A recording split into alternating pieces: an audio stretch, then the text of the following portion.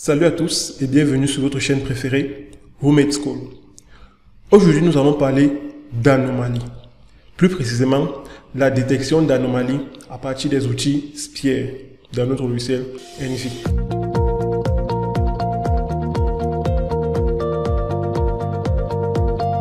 Il faudrait savoir que lorsque nous parlons d'anomalies, ce n'est pas forcément quelque chose de négatif en soi, mais plutôt quelque chose de différent par rapport aux caractéristiques connues d'un ensemble de données. Par exemple, prenons une image d'une zone aride ou désertique. Ce qu'on s'attend à voir, c'est par exemple du sable, de la roche, des dunes, peut-être encore du cactus, mais voir plutôt des véhicules, comme sur notre image, ou encore des campements, ou encore des antennes de communication, serait plus ou moins étrange et sera donc considéré comme étant des anomalies. Alors, la détection des anomalies permet d'identifier les différences spectrales entre une région à tester et ses pixels voisins. C'est ce qu'on appelle justement des valeurs aberrantes. Et pour le faire, Envy procède plusieurs méthodes, à savoir la détection d'anomalies simples, celles basées sur les outils Tor et d'autres sur les outils Spier. C'est justement sur ce dernier cas de figure que nous allons nous attarder. Il faudrait savoir que toutes celles-ci sont basées sur l'algorithme du Reed-Ziaouli Detector, en abrégé RXD, pour détecter et extraire les cibles qui sont spectralement distinctes du fond de l'image, encore des valeurs aberrantes ou encore ce que on qualifiera d'anormal, notamment les anomalies. Alors, la détection des anomalies des outils Spier. Il faudrait savoir que Spier ici est mis pour Spectral Processing Exploitation Analysis Resource. En d'autres termes, ce sont des ressources d'analyse et d'exploitation des traitements spectrales. Ces outils nous proposent une série d'assistants qui vont nous guider à travers les étapes nécessaires de traitement d'imagerie dans notre logiciel Envy. Ainsi donc, allons dans notre logiciel pour voir ce qu'il en ressort. Ok. Pour notre traitement, nous avons une image de la zone 33 Nord en UTM. Elle représente une localité du pays, le Cameroun. Elle a été acquise en janvier 2020. Alors, nous avons tantôt dit que nous allons travailler sur les outils Spier. Donc, dans notre toolbox, on défile jusqu'à la section Spier, on déroule et on prend justement l'outil Spier Anomaly Detection. Ok. L'avantage avec l'outil Spier, c'est que sa configuration est assez optimale et simple d'usage. Nous avons notamment une section qui donne des instructions guides pour faciliter la manœuvre. Ici, nous allons sélectionner notre image à entrée. C'est celle-ci, oui. Nous sommes à 7 bandes sur 7. Ok. Ici, je vais sélectionner un subset. On a plusieurs méthodes, soit directement sur l'image, soit à travers les coordonnées de la carte ou d'autres fichiers. Ici, nous avons notre ROI, Region of Interest. Je prends sélectionner, je valide. Ok, ça m'a directement mis sa définition. Ici, j'ai la possibilité de choisir le fichier en sortie racine. C'est-à-dire quoi? Puisque j'aurai plusieurs fichiers selon notre traitement en sortie, je peux choisir un nom racine qui sera affecté au début de chaque fichier. Si je ne sélectionne pas un, automatiquement le nom de mon fichier sélectionné dès le départ, lors de mon image en entrée, ce nom sera le fichier racine. Donc je le laisse. Par la suite, on a notre algorithme à choisir. On a 3 cas de figure. RXD, comme on l'a dit, Reed-Ziaouli Detector, UTD, qui est Uniform Target Detector, et RXD UTD. C'est un peu comme l'hybride. Il faudrait savoir qu'on utilise RXD lorsque les cibles anormales sont suffisamment petites par rapport à l'arrière-plan. Donc ici on parle de leur réponse spectrale. Uniform Target Detector, c'est un peu comme l'inverse du RXD. Il suppose que le background est considéré comme l'anomalie. Donc il suppose déjà sa anomalie et tout ce qui sera contraire à ça sera pris comme étant le bon le bon élément. XD, UTD, c'est comme on a dit tantôt l'hybride. Ici, c'est lorsque les anomalies ont un niveau d'énergie presque similaire ou encore inférieur à l'élément étudié ou encore l'arrière-plan. Donc, nous allons rester à RXD. Ici, min source, nous avons deux possibilités, globale ou locale. C'est-à-dire, comment sélectionnons-nous les pixels afin qu'ils puissent être comparés aux éléments à tester. Soit global, c'est-à-dire toute la scène, soit local. Nous, on va rester à global. Ainsi, nous allons poursuivre. Oui. OK. Ici, nous sommes à mi-chemin de notre traitement. Il faudrait d'abord, premièrement, comprendre les 6 fenêtres qui sont ouvertes à nous. Les 3-ci représentent notre image de référence, donc notre image source, à partir de laquelle on veut détecter les anomalies. Les 3-ci représentent l'image résultante, sur laquelle des anomalies ont été à détecter. Le premier cadran-ci, qui est en bas, représente l'entièreté de notre image, donc définie selon notre ROI. Celui-ci, celui légèrement au-dessus, représente le carré rouge ici. Donc lorsque j'essaie de déplacer le carré rouge ici, vous voyez bien que la configuration de mon image change. Si vous voyez le déplacement.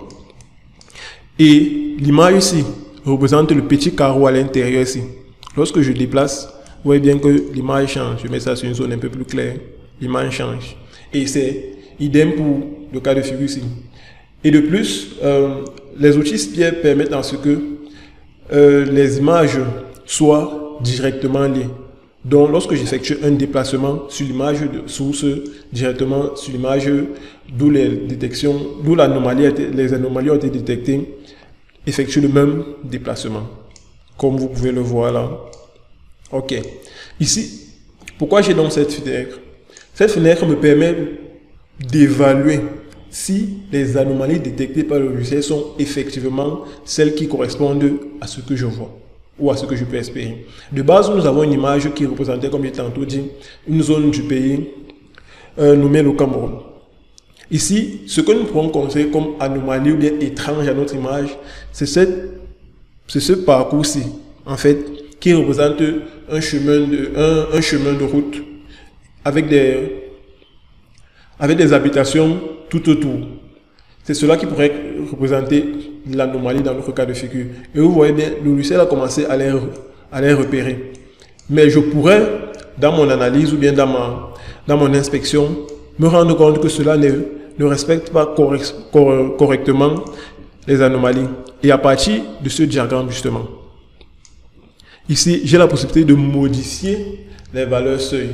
C'est justement ça, ce qui nous amène ici. Ce qu'on appelle anomaly threshold. C'est en fait la valeur à partir de laquelle, donc la valeur spectrale à partir de laquelle le logiciel va considérer un pixel comme étant anormal. Vous voyez ici, lorsque j'essaie de modifier cette valeur, ici elle est de 161. Lorsque j'essaie de modifier cette valeur, vous allez vous rendre compte que les anomalies apparaîtront différemment. Si vous regardez ici, vous allez voir comment il y a une modification. Donc,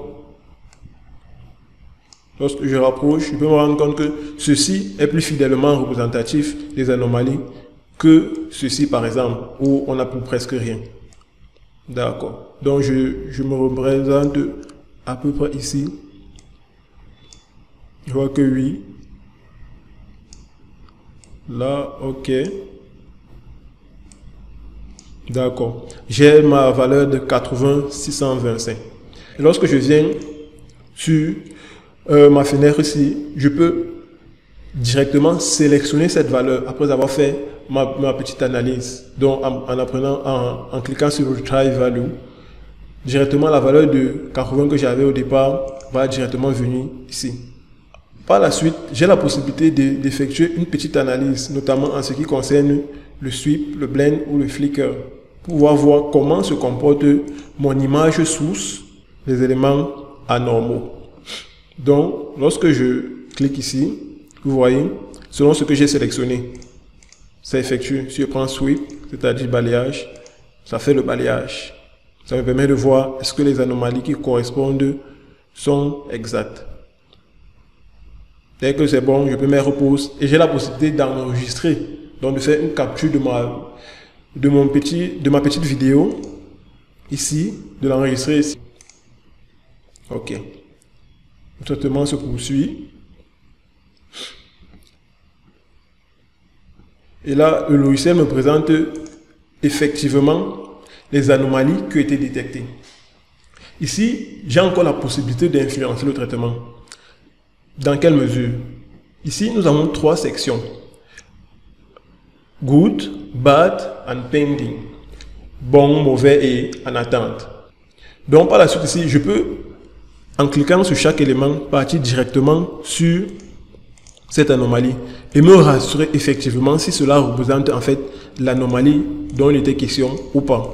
Et lorsque cela est avéré, je peux cliquer dessus et changer en good.